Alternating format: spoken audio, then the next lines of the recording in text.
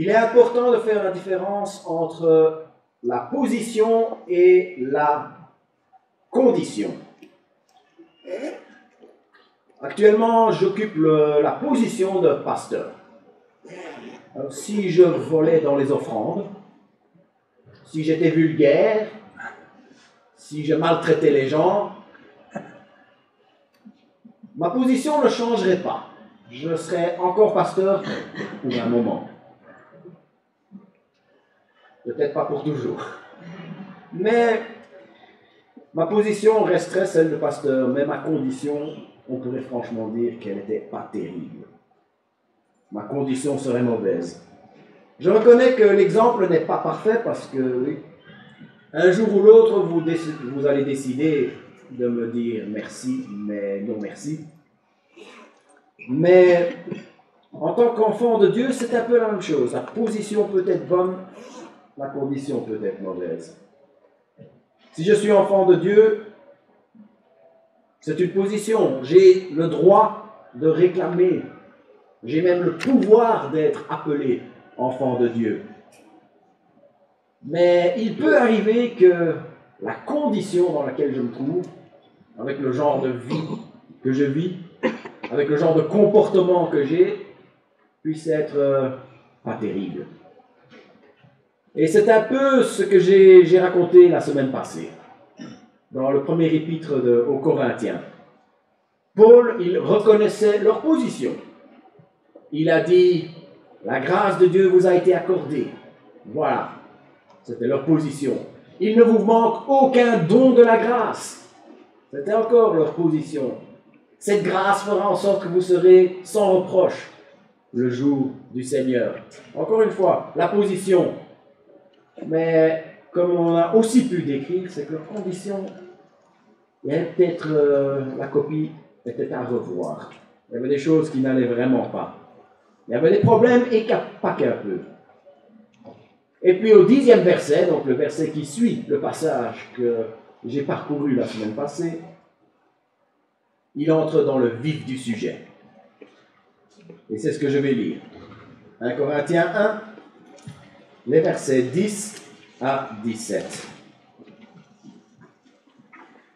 Je vous encourage, mes frères, par le nom de notre Seigneur Jésus-Christ, à tenir tous le même langage, qu'il n'y ait pas de division parmi vous.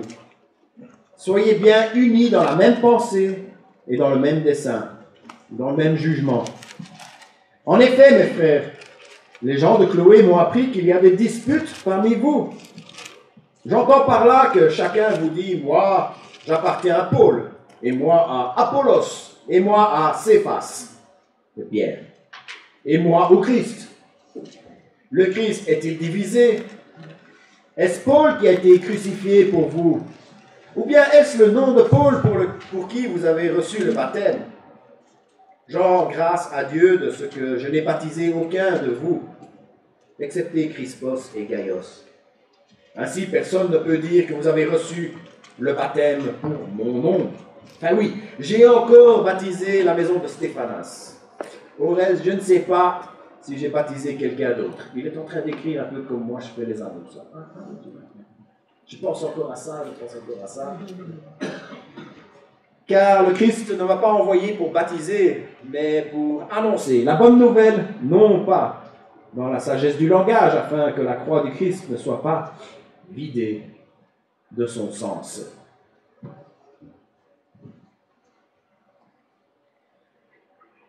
Voilà le premier problème qu'il y a à Corinthe et que Paul se met à attaquer, celui des divisions. Alors nous nous plaignons souvent que l'Église est divisée, les chrétiens ne s'entendent pas. Mais nous pouvons voir qu'à l'époque où le premier épître aux Corinthiens a été écrit, et là on est à peine quelques décennies, 10, 20, 30 ans après que Jésus ait lancé le mouvement de l'Évangile, c'était déjà un problème.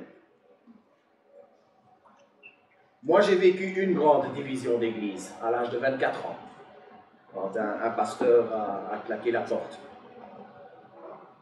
Et je sais qu'il y a plusieurs personnes ici dans cette salle qui en ont vécu. Une, parfois même deux ou plus. La division est un danger qui guette toute Église. Et quand une Église est divisée, elle ne peut pas accomplir sa mission. Elle devient aveugle aux champs qui sont prêtes pour la moisson. Une chose qui m'a beaucoup attristé, c'est quand des responsables d'Église sont en tension pour une question théologique et qu'il y a des gens en souffrance qui ont besoin de leur aide mais qui n'en reçoivent pas à cause de toute l'énergie qui est gaspillée dans cette tension. La division, c'est une chose que nous devons chercher à éviter à tout prix. Et pour ce faire, il faut travailler notre attitude. C'est notre attitude que nous devons travailler, nous devons nous y préparer, parce que le danger est là. Et en tenant compte des avertissements que nous donne Paul ici, nous pouvons faire en sorte que la division ne devienne pas une arme entre les mains du diable. Vous savez ce que ça veut dire, diabolos en grec? Diviseur. C'est le diviseur. La manière que j'ai choisi d'aborder la question, c'est de vous exposer ici 3 causes de division et puis de parler de 3 remèdes et les mettre un peu en regard. Je ne pense pas que je couvre toutes les possibles divisions, même si je pense que ça en regroupe pas mal, mais je pense que si je reste dans les limites de ce passage, on couvre déjà pas mal de causes de division et de remèdes possibles. Voilà comment ça va se passer. Je vais parler de cause numéro 1, remède numéro 1. Cause numéro 2, remède numéro 2. Cause numéro 3, remède numéro 3. Cause numéro 1, l'orgueil. En effet, l'orgueil, c'est un peu l'arrière-plan de pas mal de choses. C'est en fait en arrière-plan carrément du péché en lui-même. On va jusqu'au tout début. Comment est-ce que le diable a réussi à enticher Adam et Ève? C'est en disant, si vous mangez de ce fruit, vous deviendrez comme Dieu, connaissant le bien et le mal. Il a fait appel, il a titillé leur orgueil pour pouvoir instiguer la chute. Le péché, c'est en fait tout acte qui dit ma volonté d'abord, et puis peut-être celle de Dieu après. L'orgueil a causé la première division entre Dieu et entre l'humanité. Mais nous pouvons aussi voir que l'orgueil cause les divisions entre les chrétiens. L'orgueil, c'est quelque chose qui commence très jeune. Combien de fois est-ce qu'on voit un enfant qui ne sait même pas encore marcher, qui se met à hurler parce qu'il n'a pas eu ce qu'il voulait? Vous voyez de quoi je parle. Certains de ces enfants qui ne savent pas encore parler, mais qui savent se faire comprendre. Je pense que je n'ai pas besoin de donner plus de détails. Au verset 10, il leur dit « Ayez la même pensée et le même jugement. » Si je suis orgueilleux, ça veut dire que j'ai ma pensée et j'ai mon jugement. Et tout ce qui compte, c'est que cette pensée et ce jugement soit ce qui est mis en avant, soit ce qui est adopté de tous. Mais alors, qu'est-ce qui se passe si une autre personne a la même réflexion, que tout ce qui compte, c'est sa pensée et son jugement, et que tout ce qui compte, c'est que cette pensée et ce jugement soient adoptés de tous? Il y a un problème. C'est mathématique, ça va mener vers une division. Du temps où j'allais dans un grand groupe, on allait à une douzaine au cinéma, mais sans décider à l'avance quel film on allait voir. Il y avait un petit groupe qui voulait voir des films d'action et rien d'autre, et un autre petit groupe qui voulait voir des films romantiques et rien d'autre. Qu'est-ce qui se passait? Le groupe se divisait. On devait se diviser, parce que chacun voulait avoir ce que lui voulait, et personne ne voulait chercher à avoir ce que l'autre voulait.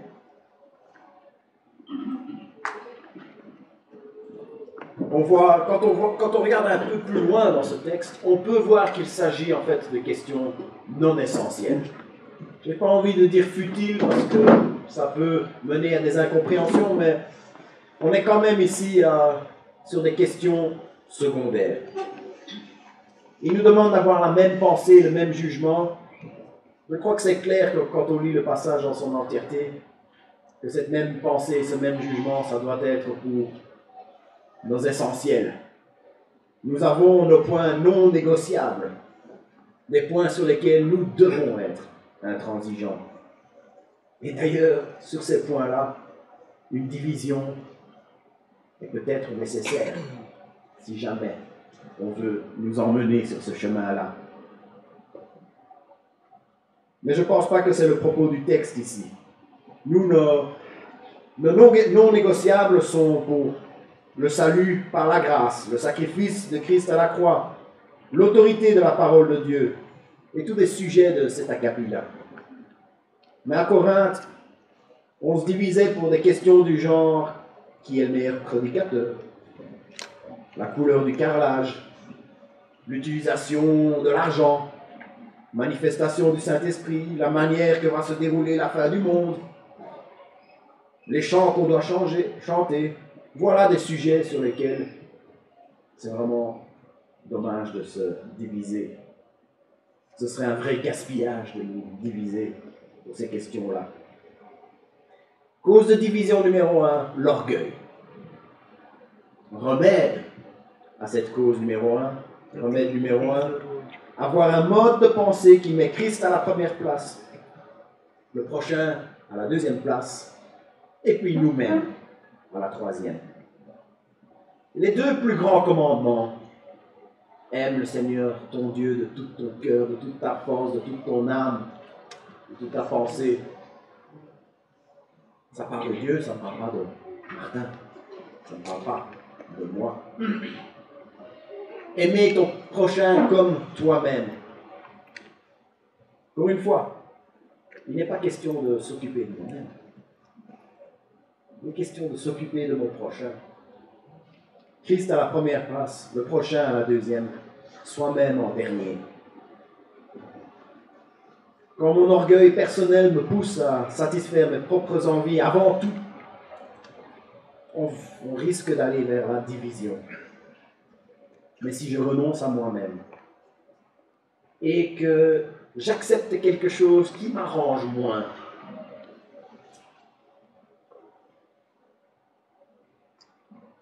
si j'accepte quelque chose qui ne cadre peut-être pas avec chaque petit aspect de mon opinion,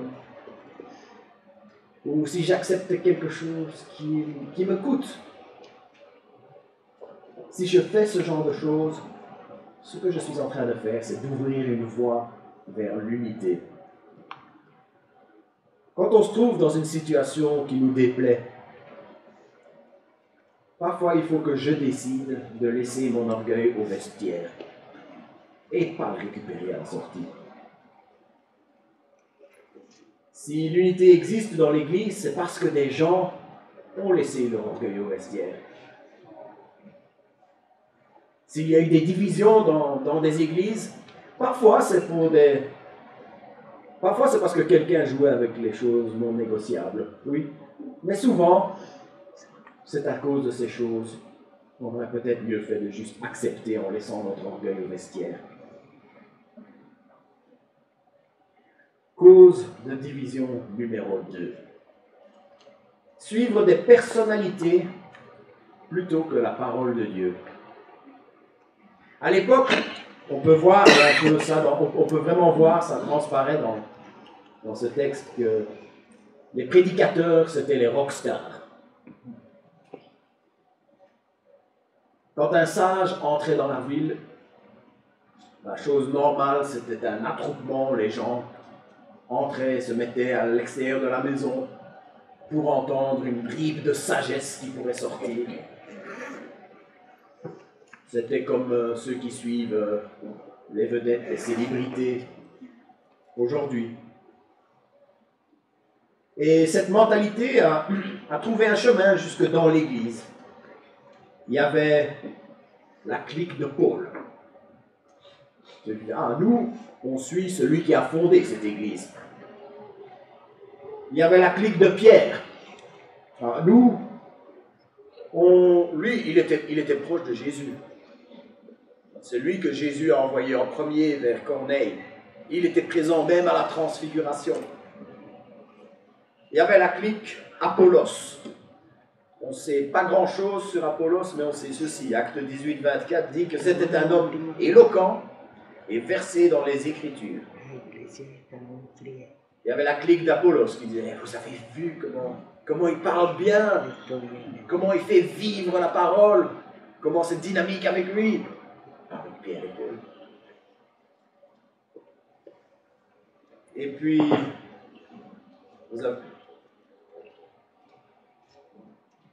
il y avait même la clique de Christ. A priori, on aurait pu dire, ah ben ça c'est les gens qui avaient bien compris. Ceux qui suivent Christ, ça c'est ceux qui ont bien compris. Mais quand on voit comment Paul enchaîne, j'ai pas l'impression qu'il s'agissait de ça. Et ceux qui suivaient, qui disaient, ah moi je suis Christ, c'était justement ceux qui se sentaient supérieurs parce qu'ils suivaient Christ. Ils disaient, ah moi je suis le Fils de Dieu, je ne suis pas un homme. Paul, je dis qu'il y avait quand même un souci avec eux. Ils se sentaient supérieurs spirituellement parce qu'ils suivaient le Fils de Dieu et non un homme. Et je pense que c'est un peu l'équivalent des gens qu'on rencontre de temps en temps aujourd'hui. Qui disent « Personne n'a rien à me dire, c'est au Seigneur que je rends des comptes. » Alors, en essence, c'est juste. Mais vous remarquerez que souvent les gens qui tiennent ce genre de discours, c'est des gens, ils s'en servent comme moyen de justifier leur mauvais comportement. En fait, ils sont juste en train de créer un cadre où ce qu'ils sont en train de faire, qui est contraire à la Bible, contraire à ce que Christ demande, ils se créent un cadre où ça devient quelque chose de pas grave, à laquelle on ne devrait pas trop s'en occuper. On ne peut pas vraiment dire que les gens comme ça sont des suiveurs de Christ, ils sont plutôt des suiveurs de soi, même s'ils disent, moi je ne fais que de suivre Christ. Par rapport à toute cette manière de suivre des personnalités et non la parole de Dieu, il y a l'équivalent actuel. Il y a les prédicateurs qui ne sont peut-être plus vraiment des rockstars d'aujourd'hui, mais il arrive qu'on les traite un peu comme des sommités. On suit parfois aujourd'hui des personnalités plutôt que le Christ. Il est tout à fait normal que les gens qui apportent l'enseignement dans l'Église aient un don pour le faire, oui, et qu'ils soient formés pour le faire. Il est tout à fait normal de tenir compte du point de vue de quelqu'un qui s'y connaît, quelqu'un qui a creusé la question. Mais ça devient problématique quand on se met à tellement admirer quelqu'un qu'on commence à croire qu'il est infaillible. J'ai entendu parler d'une dispute dans une de nos églises parce que à un moment donné, il y a le pasteur qui a commencé à crier « Toi, tu es licencié, moi, je suis docteur. » En d'autres mots, tu te tais. J'ai raison. Même si pas mal de choses qu'on voyait autour de cet homme n'allaient vraiment pas.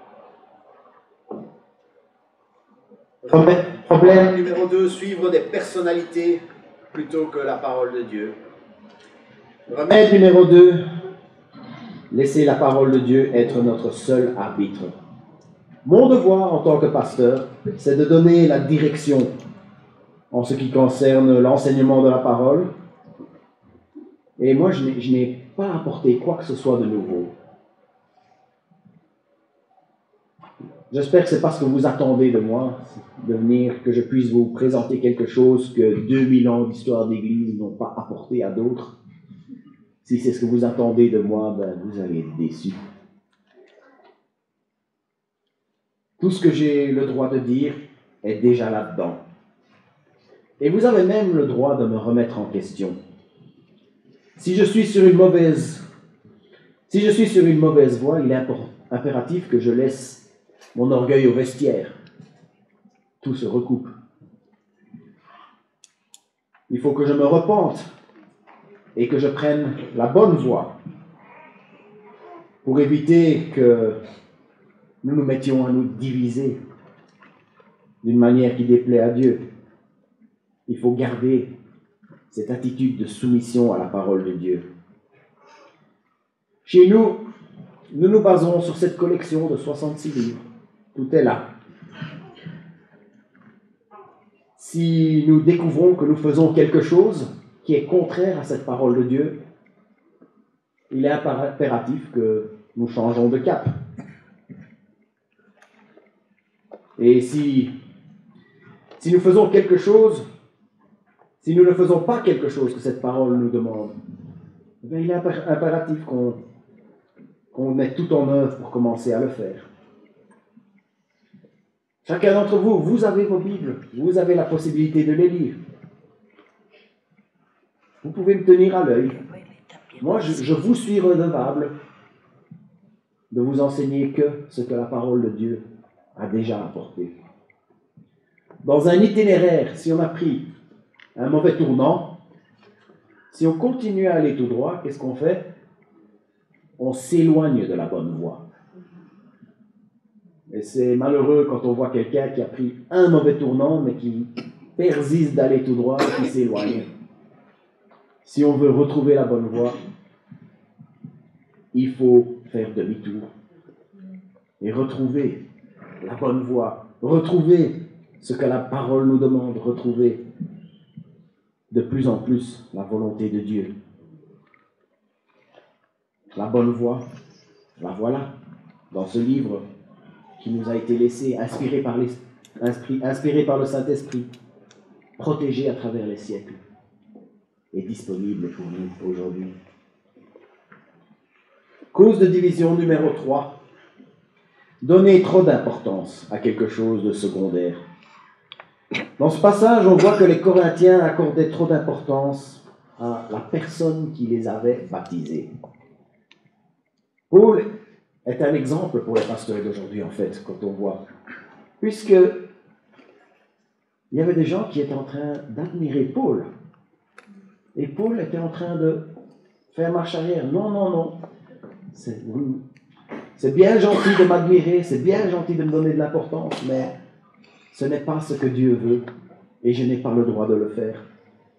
C'est un exemple pour nous les pasteurs ou tous les responsables dans le monde chrétien aujourd'hui. Il aurait pu baigner dans l'autosuffisance que cette notoriété lui apportait, mais il choisit de s'effacer. Il va jusqu'à dire « Je suis bien content d'avoir baptisé aucun d'entre vous ». Combien de fois est-ce que nous voyons des assemblées se diviser pour des choses futiles? Il y a des différentes façons de faire la louange.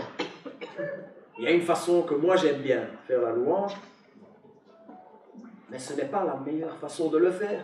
C'est juste ma façon. Elle n'est pas moins bonne non plus. La tâche des responsables d'église, c'est de trouver et de proposer une façon de faire la louange qui met le plus de monde possible à l'aise.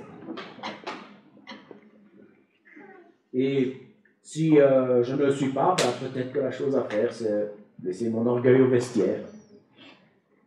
Tout se recoupe, je vous l'avais dit. Et puis, nous adapter à ce que Dieu a décidé de nous donner. En faisant ça, ben, je prends un risque énorme. En décidant de s'adapter à ce que Dieu nous a donné, je prends un risque énorme en faisant ça. Je risque de découvrir de belles choses que je ne savais pas pouvaient exister, que je ne savais pas que Dieu voulait me donner. C'est des choses qui auraient été perdues, des choses enrichissantes qui auraient été perdues si je m'étais accroché de toutes mes forces à cette chose que moi, je voulais. Il y a aussi différents styles de prédication. On peut prêcher de manière expositive ou de manière thématique. On peut prêcher de manière théorique ou de manière pratique. On peut le faire de manière douce ou explosive. Je ne vais pas exploser parce que c'est pas mon truc. Mais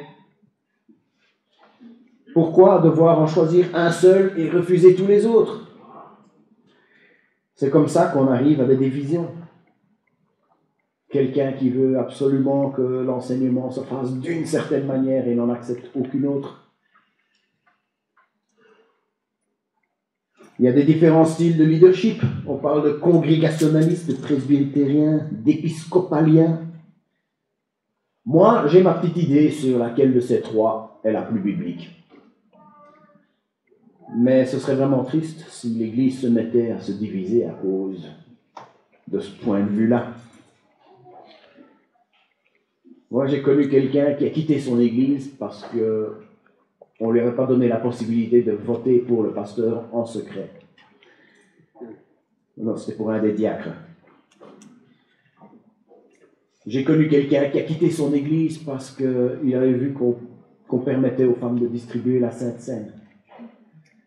Et tout au long des 2000 ans de l'histoire de l'Église, il y a des centaines de sujets qui ont été débattus et qui ont parfois mené à des divisions. Et dans de nombreux cas, c'était bien triste. Et c'est comme ça qu'on en est arrivé au point où, dans le protestantisme en Belgique, et là je ne parle que dans le protestantisme officiel, il y a 31 dénominations. Je n'ai pas parlé du non-officiel où il y en a encore d'autres. Je ne dis pas que nous devons refaire le passé, essayer de faire une seule grosse église, parce que je ne pense pas que c'est ce que Dieu veut. Je pense que Dieu a pris cette tristesse de ces divisions et a fait en sorte qu'aujourd'hui nous avons des églises qui fonctionnent un peu différemment et dans lesquelles chacun peut se sentir à l'aise. Dieu se sert de cet état de choses pour permettre à des églises différentes d'exister et pour répondre aux sensibilités différentes des personnes en Belgique. Remède numéro 3. Le problème numéro 3, c'était de donner trop d'importance à des questions secondaires. Le remède numéro 3, c'est d'être bien au clair sur nos priorités. Nous avons nos non négociables. Voilà. L'évangile en 2 phrases, top chrono. Dieu a créé l'homme, tout homme est pécheur. Le péché fait que nous sommes méritants de l'enfer. Jésus est mort à notre place. Nous sommes sauvés uniquement par la grâce de Dieu. Christ reviendra et nous avons l'assurance de pouvoir vivre l'éternité dans la joie auprès de lui. Une phrase, deuxième phrase, c'est que notre seule autorité, c'est la parole de Dieu. Voilà, je vous ai donné en moins d'1 minute non négociable. Voilà nos priorités numéro 1. Soyons clairs, ça c'est notre priorité numéro 1. Et puis il y a les choses pour lesquelles nous pouvons avoir des conversations, pour lesquelles nous devons peut-être être prêts à changer d'avis. Si M. A et M. B ont un avis divergent, A et B n'ont pas... Parfois on dit, ils ont tous les deux raison, ça c'est pas possible. Mathématiquement, c'est pas possible. Mais il y en a un des deux qui a tort. Certainement. Et puis, ils ont peut-être tous les deux tort. C'est pour ça que nous devons être prêts à le reconnaître quand nous avons tort et laisser notre orgueil au vestiaire.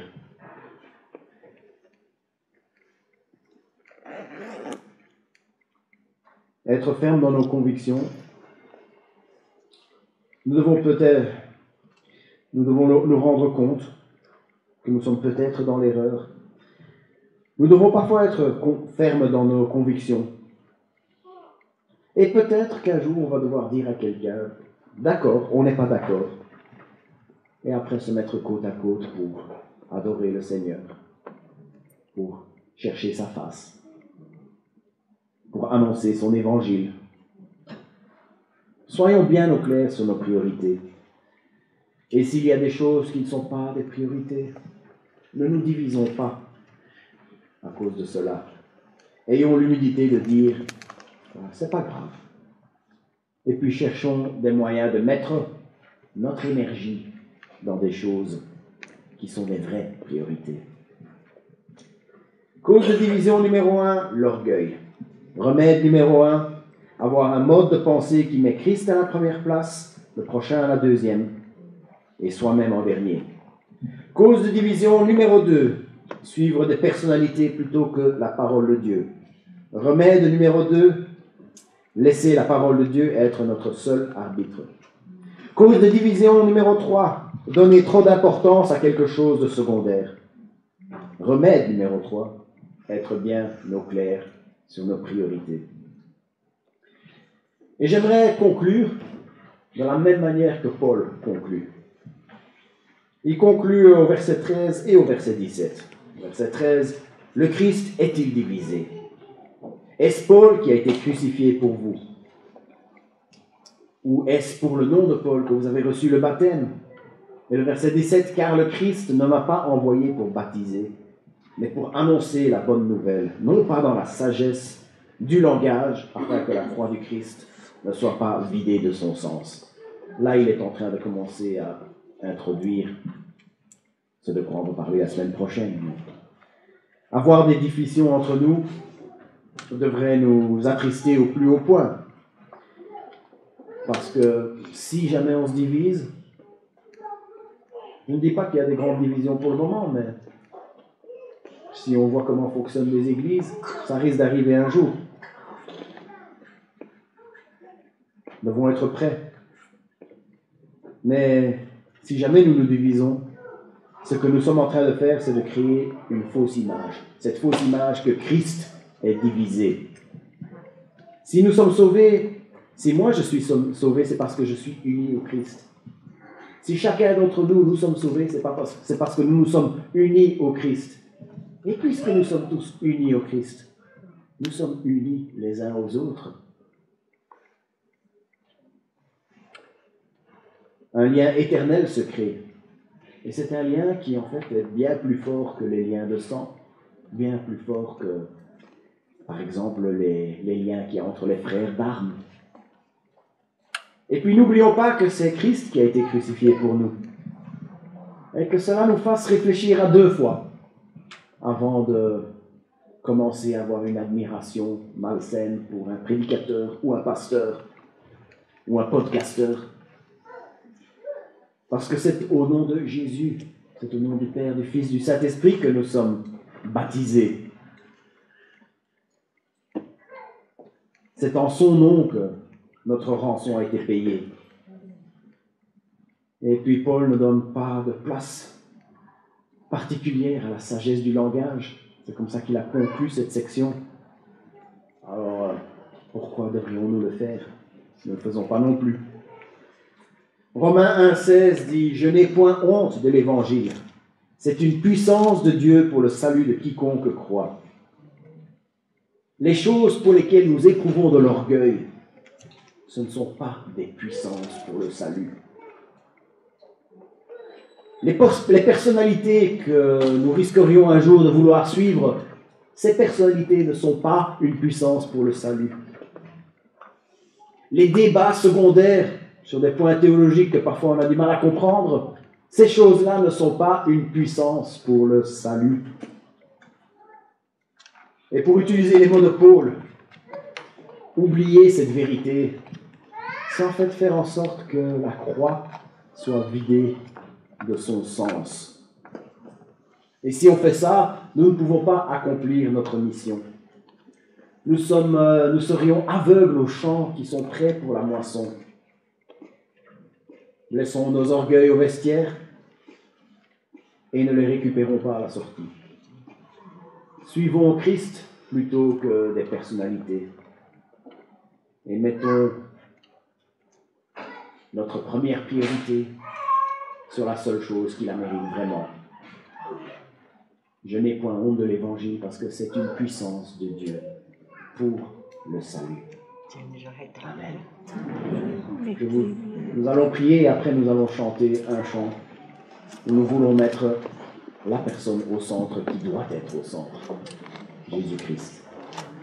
Notre Père, notre Dieu, beaucoup de personnes ici ont connu la douleur d'une division dans une église, division dans une famille.